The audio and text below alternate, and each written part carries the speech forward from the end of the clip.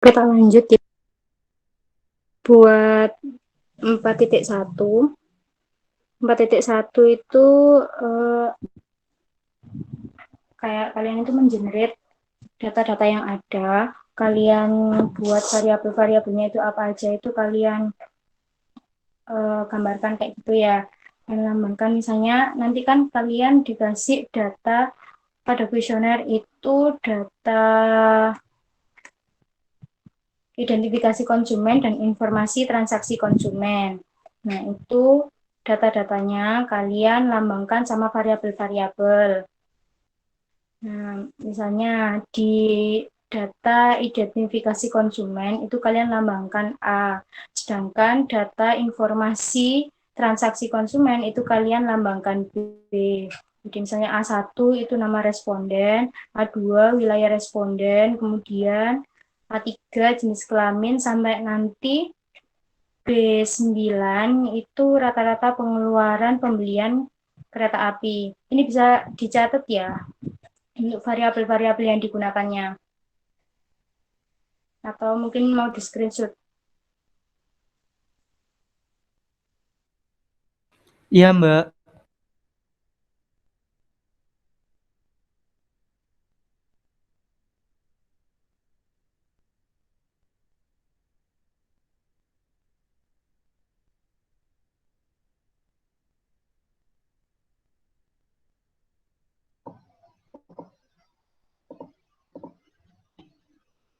Sudah di screenshot.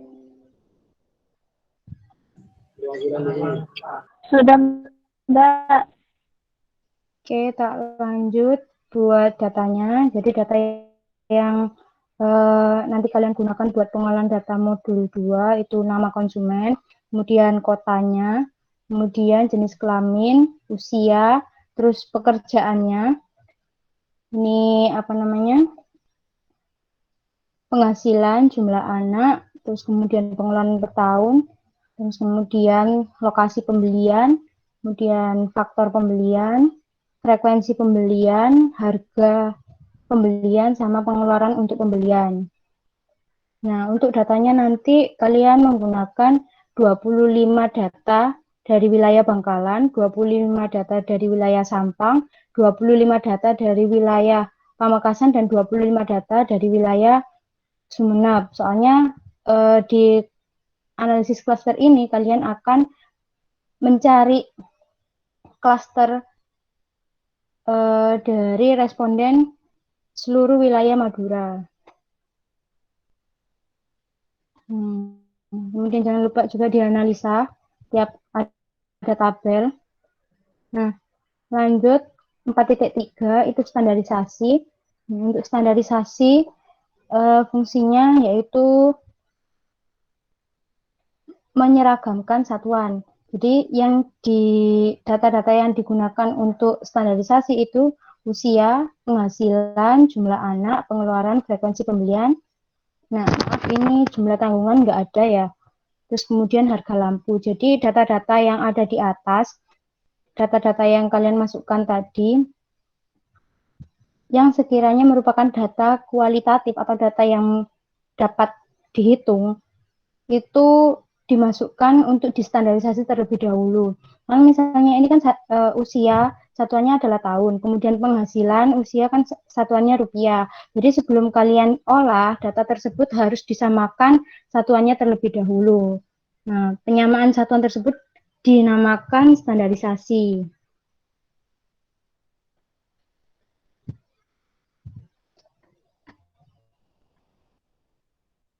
Oke, terus 4.4 itu output standarisasi. Jadi nanti output standarisasinya yang ada di variabel view, yang ada di data view, kan ini nanti di SPSS ada data view sama variabel view. Yang di data view itu nanti bakalan muncul output dari standarisasi yang namanya itu ZX, ZX, ZX1, ZX2, dan lain-lain seperti itu. Itu nanti yang kalian rekap buat dimasukkan ke laporan berupa output standarisasi. Nah, untuk output standarisasinya itu kalian bedakan Bangkalan sendiri, terus Pamekasan sendiri, Sampang sendiri, dan Sumeneb sendiri.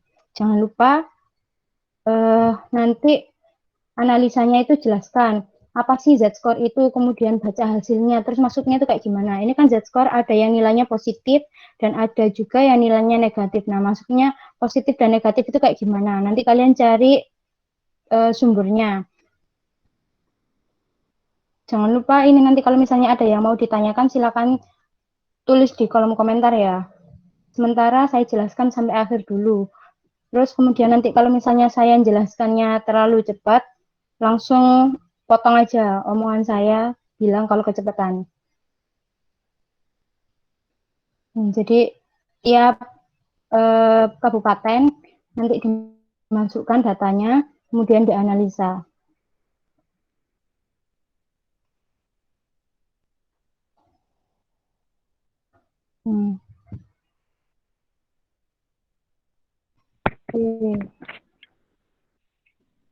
Oke, lanjut di 4.5, yaitu kita itu menggunakan metode hierarki. Nah, di sini untuk metode hierarki sendiri itu kita ada 4 macam. Yang pertama itu analisis proximities, kedua itu agglomeration schedule, yang ketiga cluster membership, dan dendrogram.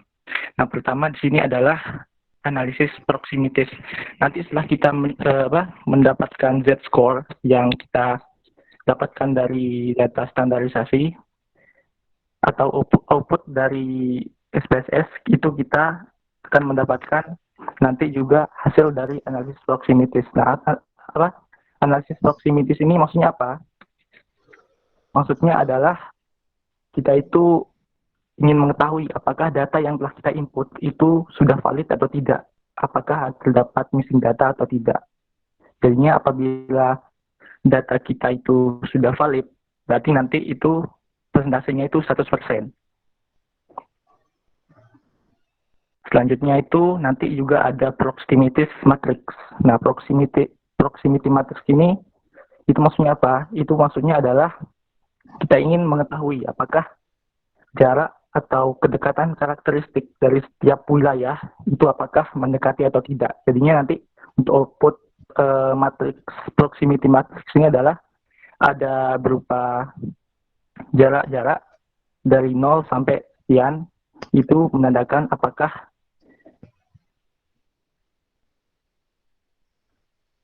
dari masing-masing wilayah itu berdekatan atau tidak. Itu nanti dimasukkan semua untuk proximities matrixnya.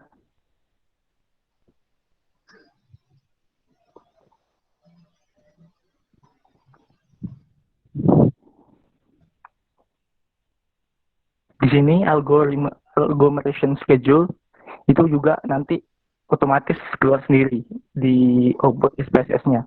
Nah, di sini maksudnya apa? Di sini maksud dari agglomeration schedule itu kita itu ingin mengetahui atau ingin menunjukkan apakah klaster baru atau klaster yang pertama atau yang kedua itu enggak.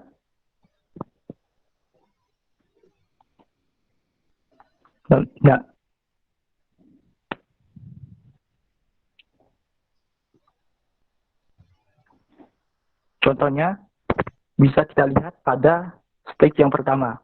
Pada stage yang pertama itu terdapat klaster 1 itu 28, sedangkan klaster 2 itu nilainya 42.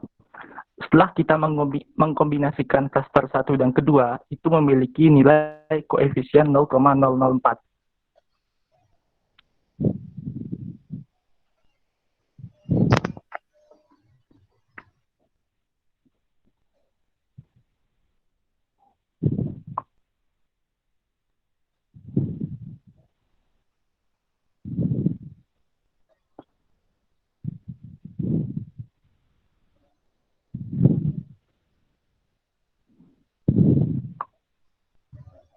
Nah, sedangkan untuk yang baca tabelnya ini dari analisis proximities maupun agglomeration schedule itu juga dicari sumbernya. Yang terakhir itu ada dendrogram. Nah, di sini dendrogram itu berbentuk diagram, di mana diagram ini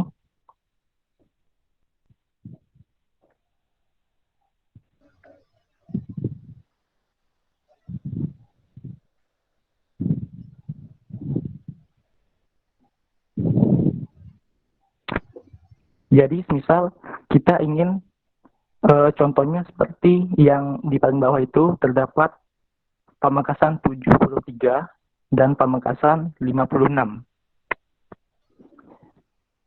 Lalu misal kita ingin membuat dua klaster. Nah, cara bacanya gimana? Di sini terdapat Pamekasan 73 dan Pamekasan 56 ini menjadi satu klaster. Sedangkan klaster keduanya yang mana? Itu adalah Sampang 34 sampai yang paling atas, yaitu Sampang 28. Gitu. Nah, misal kita mau buat, kita ingin menentukan 3 klaster misal, caranya gimana? Caranya adalah sama untuk yang klaster yang pertama tadi, yaitu Pamekasan 56 dan Pamekasan 73. Nah, selanjutnya klaster kedua itu yang mana? Nah, di sini kan terdapat garis ya. Itu sebenarnya untuk pembatasnya itu ada di Pamekasan 54. Nah, itu Pamekasan 54 sampai yang paling atas Sampang 28 itu klaster yang selanjutnya, dan klaster selanjutnya itu adalah Sampang 45 sampai Sampang 34. Itu. Dan selanjutnya. Oke, saya lanjut buat metode non hierarki ya. Bedanya metode hierarki sama metode non hierarki. Kalau metode hierarki itu pembentukan klasternya kita nggak bisa request berapa klaster yang bisa kita buat atau kayak gitu. Meskipun di dalam uji SPSS nanti itu ada batas minim dan batas maksimum klaster yang bisa dibuat, tapi kita nggak bisa request satu klaster yang akan dibentuk. Nah, kalau untuk metode non hierarki sendiri itu kita bisa request. Misalnya kita kepengen buat buat klaster 3 klaster, berarti nanti cuma ada 3 klaster yang keluar. Beda lagi kalau metode hierarki. Kalau metode hierarki kita cuma bisa buat batas-batasannya, batas minimum klaster yang bisa dibuat dan batas maksimum klaster yang bisa dibuat. Kayak angka klaster yang dibentuk itu nggak pasti gitu, banyaknya klaster yang bisa dibentuk. Nah, kalau non hierarki, banyaknya klaster yang bisa dibentuk itu udah pasti. Nah, di sini kan metode non hierarki, jumlah klaster yang akan dibentuk kan by request atau terserah dari kitanya. Nah, dari asisten sendiri itu udah menentukan untuk kelompok ganjil, kalian akan membentuk 3 klaster, dan untuk kelompok genap, kalian akan membentuk 4 klaster. Nah, untuk mengetahui gimana sih kita bisa tahu jumlah klaster yang akan kita bentuk, nah, di langkah-langkah SPSS yang udah di-upload di YouTube, untuk bagian ini, bagian number of cluster, itu nanti kalian isi 3, untuk kelompok ganjil, dan untuk kelompok genap itu nanti kalian isi 4 sesuai sama pembagian klasternya. Nah, dari uji SPSS buat analisis klaster metode non hierarki itu ada beberapa outputan. Yang outputan pertama itu initial cluster center. Ya, initial cluster center ini nanti kalian juga cari sumbernya, gimana cara bacanya, terus kemudian nanti di analisanya itu kalian jelaskan maksudnya itu kayak gimana. Misalnya di klaster 1, ini kan ada yang minus, terus kemudian ada yang positif, terus kemudian di klaster 2 ini sebagian besar itu negatif semua, terus kemudian di klaster 4 ini sebagian besar positif semua, itu maksudnya itu kayak gimana, nanti kalian jelaskan. Kemudian iteration history. Nah, di sini itu juga sebagai salah satu outputan buat metode non-hierarki, iteration history ini termasuk salah satu tahapan buat pembentukan klaster di metode non-hierarki. Jadi nanti kalian juga cari tabelnya, cari cara bacanya itu kayak gimana. Nah, untuk iteration history sendiri di langkah-langkah SPSS itu kan ada tahapan yang sebentar tak bukain. Nah, tahapan di sini nanti kalian kalau menemukan kayak gini ya, di iterate itu maksimum iterasinya kalian buat terserah kalian coba-coba. Pokoknya kalian coba-coba sampai kalian menemukan outputan yang baris paling bawah itu nilainya 0 semua. Jadi kalau misalnya sekali kalian nguji tapi yang paling bawah ini enggak 0 semua, berarti kalian harus nguji lagi. Begitu terus diulangi lagi sampai nanti baris yang paling bawah itu nilainya 0 semua. Nah, terus kemudian nanti kalian juga jelaskan di bagian analisanya. Maksudnya itu kayak gimana? Iteration history itu maksudnya buat apa? Kayak gitu. Terus kemudian ada final cluster center. Nah, final cluster center ini bisa dibilang kayak hasil akhir dari pembentukan cluster metode non-hierarki. Nah, ini kan kalian nanti jelaskan, misalnya cluster 1 ini kan positif semua, terus ini negatif semua, terus kemudian ini ada yang negatif, ada yang positif, ini juga ada yang negatif, dan ada yang positif. Nanti kalian cari sumbernya, gimana caranya baca tabel final cluster center. Nah, setelah ada final cluster center, sebelum ganti bab, nanti kalian itu juga melakukan perhitungan manual, tafsiran, analisis tiap cluster dengan persamaan. Nah, ini persamaannya nanti kalian silakan cari rumus sendiri ya. Kalian cari sumber yang khusus buat perhitungan manual, tafsiran, analisis cluster itu kayak gimana rumusnya. Kalau dari sumber yang kita punya, dari asisten punya, itu rumusnya kayak gini. Di sini kan untuk ini kan membentuk 4 cluster. Jadi dari masing-masing cluster nanti dihitung secara manual. Kalau ada 4 berarti perhitungan manualnya juga ada 4. Misalnya Z-score usia pada cluster 1 itu berapa, terus kemudian Z-score penghasilan per tahun berapa. Kalau untuk perhitungan manualnya yang diketik seperti ini, itu kalian hanya menyentuhkan satu aja perhitungan. Tapi kalau untuk rekapannya dalam tabel ini, tafsiran klaster ini harus semuanya kalian cantumkan. Klaster 1, klaster 2, sampai klaster 4. Kemudian 4.6.4 itu deskriptif statistik. Nah, deskriptif statistik ini juga merupakan salah satu outputan uji non-hierarki. Deskriptif statistik ini merupakan data-data yang dibutuhkan untuk perhitungan tafsiran tiap klaster. Nah, cuma baca tabel aja untuk analisanya untuk deskriptif statistik. Terus kemudian tafsiran setiap klaster, nanti kalian jelaskan yang dimaksud tafsiran setiap klaster itu kayak gimana.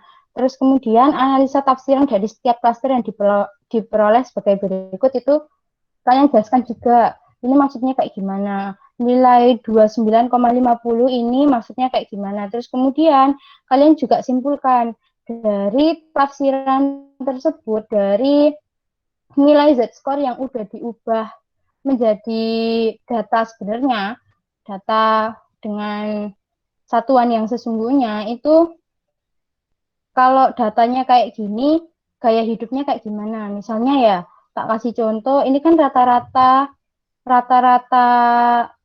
populasinya atau min-nya itu 26,56, sedangkan rata-rata dari sampelnya kita, sampel yang kita uji, dari data-data kita yang kita inputkan tadi itu 29,50.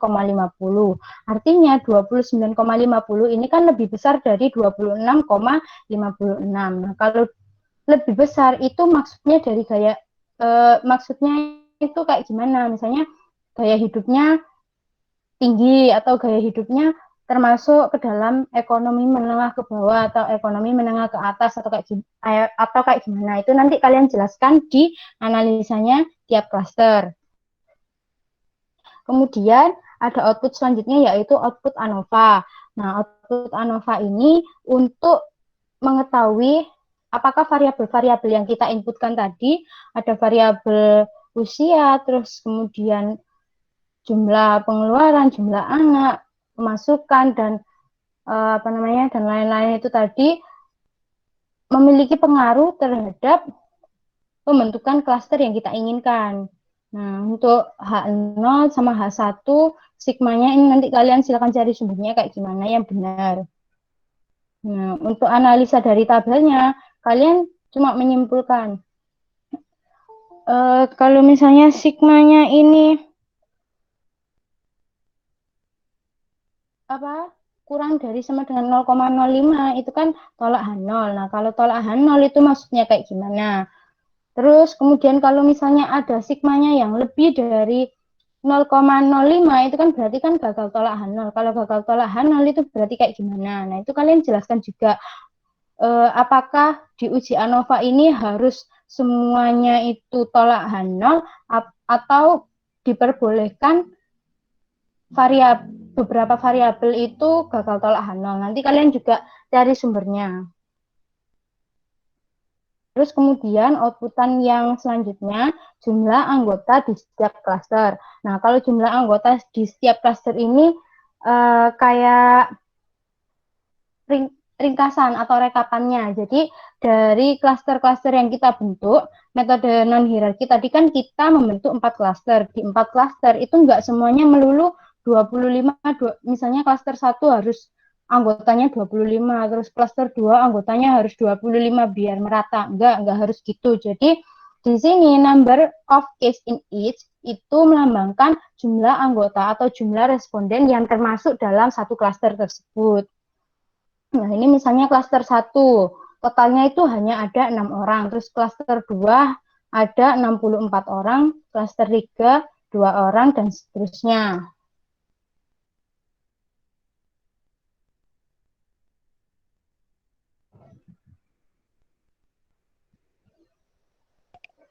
Buat selanjutnya ya, buat cross tabulation, ini nanti kan kalian memasukkan input baru di SPSS kalian, itu sudah ada di tutorial yang disediakan di YouTube. Nanti silakan kalian lihat, kalau ada yang nggak paham silakan ditanyakan. Nah, yang di tutorial kan nanti kan itu cuma buat satu variabel, yang harus kalian inputkan nanti itu ada beberapa variabel, di antaranya itu jenis kelamin, pekerjaan, terus faktor pembelian, kepentingan, dan yang lainnya. Nah, dari cross tabulation ini, itu kalian harus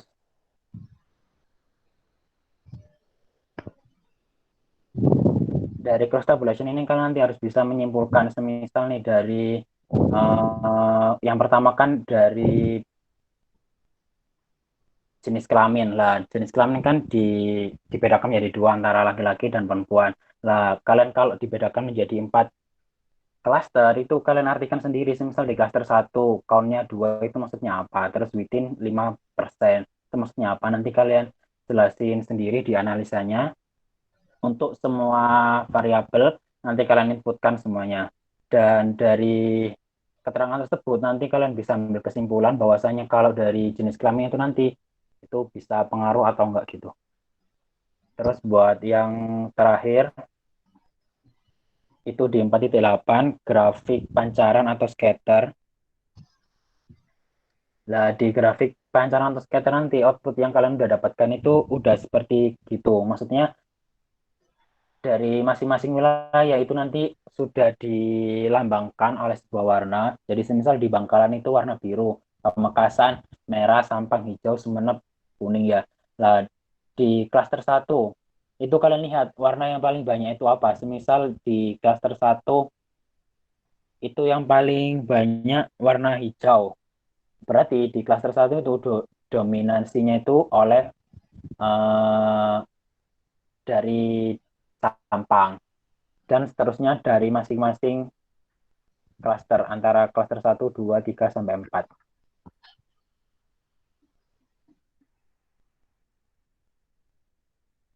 Terus lanjut kesimpulan dan saran. Buat kesimpulannya nanti, seperti biasa, kalian silakan menjawab dari tujuan, tapi kalian juga harus memberikan contoh, nggak usah pengertian, sama saran buat perusahaan yang kalian berikan nanti itu seperti apa.